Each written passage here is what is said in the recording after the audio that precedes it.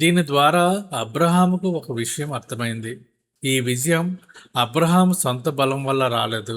దేవుడే ఆ శత్రువులను అప్పగించాడు. మన జీవితంలో మనం సాధించే ప్రతి విజయం దేవుని కృప వల్లే సాధ్యమని ఇది మనకు గుర్తు చేస్తుంది.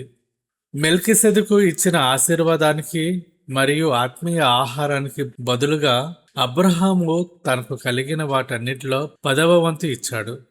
ధర్మశాస్త్రం రాకముందే అబ్రహాము దశమ భాగాన్ని ఇచ్చాడు.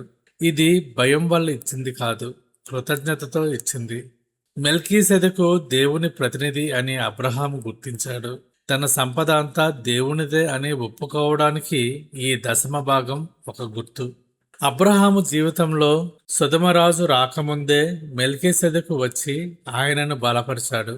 లోకం మనల్ని శోధించడానికి రాకముందే దేవుడు తన వాక్యం ద్వారా, ఆత్మీయ ఆహారం ద్వారా మనల్ని సిద్ధపరుస్తాడు. మనం సాధించిన విజయాలను చూసి గర్వపడకుండా సర్వోన్నతుడైన దేవునికే మహిమ చెల్లించాలి.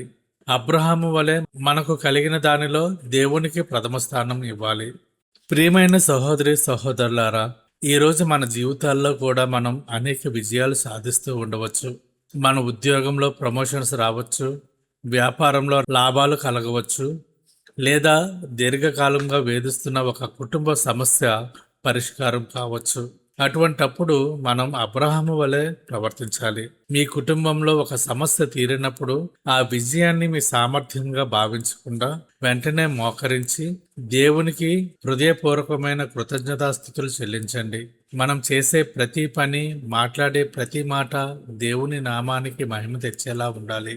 మన విజయాల వెనుక ఉన్న దేవుని హస్తాన్ని గుర్తించినప్పుడే ఆ విజయాలు శాశ్వతమైన ఆశీర్వాదాలుగా మారుతాయి.